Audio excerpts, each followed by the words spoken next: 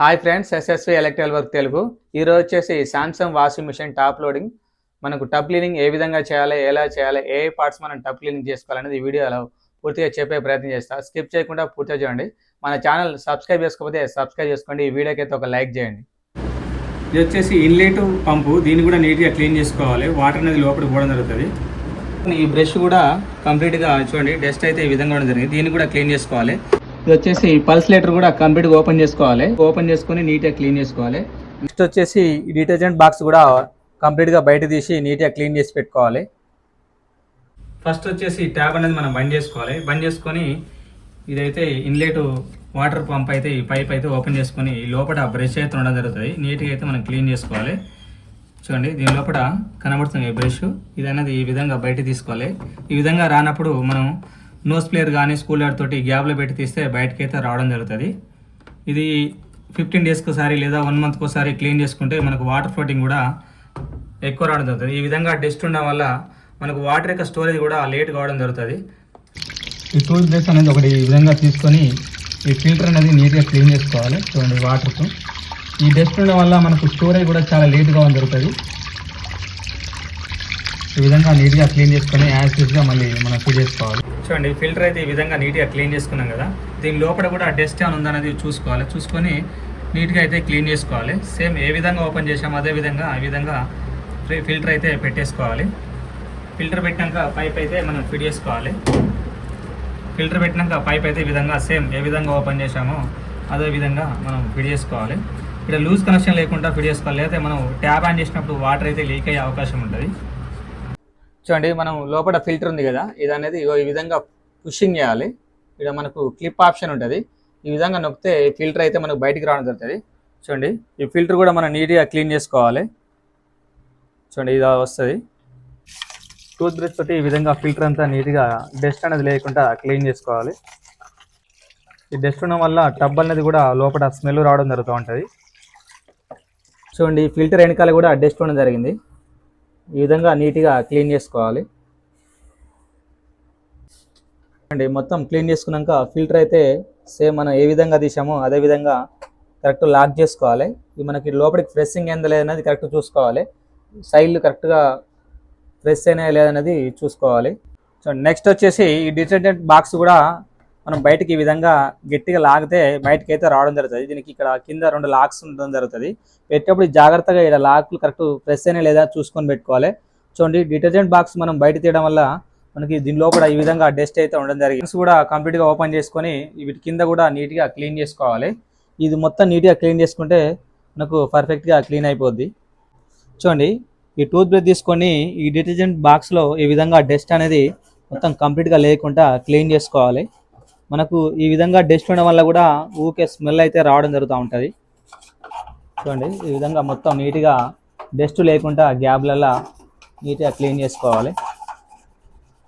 చూడండి, ఇలా మనకు వాటర్ పోవడానికి ఇబ్బంది అయితే మన వెనకాల అవుట్లెట్ పంపు చూడండి పైప్ అయితే తీసుకొని ప్రెషర్ తోటి ఈ విధంగా ఆన్ చేస్తే డస్ట్ వాటర్ అంతా మొత్తం కంప్లీట్గా మనకు బయట అయితే వస్తూ ఉంటుంది. చూడండి, ఈ డిటర్జెంట్ బాక్స్ లోపల ఈ ఫ్యాన్స్ ఉన్నాయి కదా, ఇవి కూడా అంటే బయటికి రావడం జరుగుతుంది. వీటి కింద కూడా చూడండి డస్ట్ అంతా నీట్గా లేకుండా క్లీన్ చేసుకోవాలి. 2 ఫ్యాన్స్ కూడా ఈ విధంగా నీట్గా క్లీన్ చేసుకొని సేమ్ అదే విధంగా ఫ్యాన్స్ ఇలా పెట్టగానే లాక్ కావడం జరుగుతుంది. చూడండి, డిటర్జెంట్ బాక్స్ కంప్లీట్గా మనం క్లీన్ చేసుకున్నాం కదా. ఇందులో పుషింగ్ చేసేటప్పుడు ఇక్కడ ఎడ్జిల్ అనేది ఈ పాయింట్స్ కరెక్ట్ చూసుకొని ఈ డిటర్జెంట్ బాక్స్ ఈ విధంగా పుషింగ్ చేస్తే లాక్ కావడం జరుగుతుంది. నెక్స్ట్ వచ్చేసి పల్స్ లెటర్ మనం ఓపెన్ చేయాలంటే ఈ క్యాప్ ఉంది కదా, ఎటైనా ఒక సైడు టెస్టర్ ఇలాంటిది సన్నది నోస్ ప్లేయర్ కానీ టెస్టర్ కానీ తీసుకొని ఈ విధంగా క్యాప్ని అంటే ఈ క్యాప్ అయితే మనకు బయటికి రావడం జరుగుతుంది. చూడండి, ఈ విధంగా మనకు పై క్యాప్ అయితే రావడం జరుగుతుంది.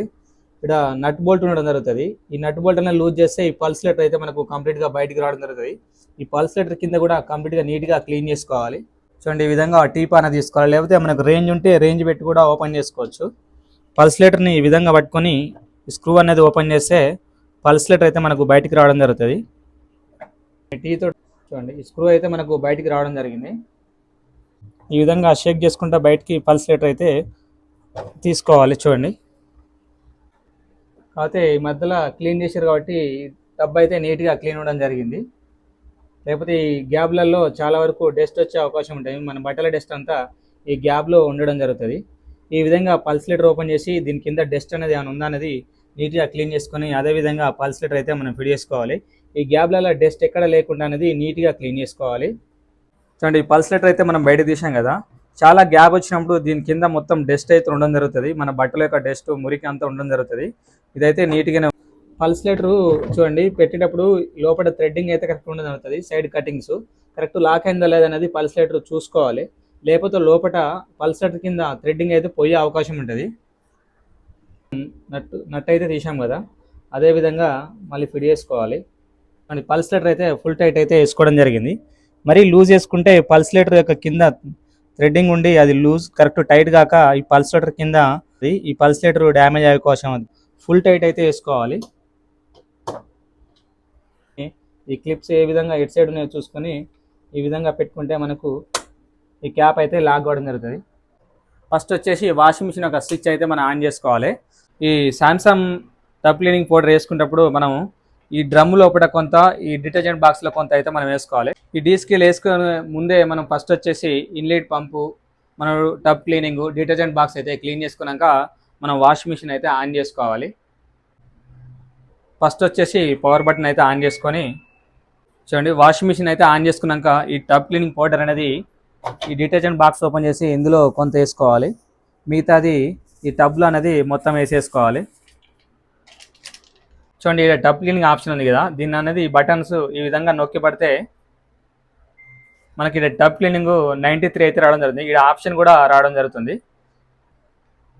నెక్స్ట్ వచ్చేసి స్టార్ట్ బటన్ నొక్కితే ఆటోమేటిక్గా టబ్ క్లీనింగ్ అయితే ఆన్ కావడం జరుగుతుంది. మనం కంప్లీట్గా వాషింగ్ మిషన్ కంప్లీట్ అయిపోయాక మళ్ళీ ఒకసారి అయితే మీకు వీడియో అనేది చూపెడతా. చూడండి, టబ్ క్లీనింగ్ అయితే మనకు స్టార్ట్ కావడం జరిగింది. చూడండి, ఇన్లెట్ పంపు మనం నీట్గా క్లీన్ చేసినాక వాటర్ యొక్క ఫ్లోటింగ్ అయితే చాలా వరకు పెరిగింది. చూడండి, మీకు కనబడుతుంది కదా, ఈ విధంగా మనం క్లీన్ చేసుకోవడం వల్ల వాటర్ యొక్క ఫ్లోటింగ్ కూడా చాలా వరకు పెరిగే అవకాశం ఉంటుంది. 15 రోజులకోసారి, నెలలకోసారికి కంపల్సరీ ఇన్లెట్ యొక్క ఫిల్టర్ అయితే మనం నీట్గా క్లీన్ చేసుకుంటే వాటర్ యొక్క ఫ్లోటింగ్ అయితే పెరిగే అవకాశం ఉంటుంది. మనకు టైం కూడా చాలా వరకు సేవ్ అయిపోతూ ఉంటుంది. చూడండి, టబ్ క్లీనింగ్ అయితే ఆల్మోస్ట్ కంప్లీట్ అయిపోయింది. ఇంకొక 5 మినిట్స్ అయితే ఉంది.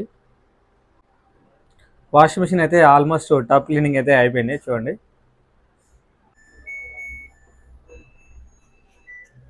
వాషింగ్ మిషన్ అయితే టబ్ క్లీనింగ్ కంప్లీట్ అయిపోయింది. చూడండి, 0 కూడా పడింది. వాషింగ్ మిషన్ అయితే టబ్ క్లీనింగ్ కంప్లీట్ అయిపోయింది. మీకు కనుక ఎవిడెన్స్ లైక్ చేయండి, షేర్ చేయండి, సబ్స్క్రైబ్ చేసుకోండి.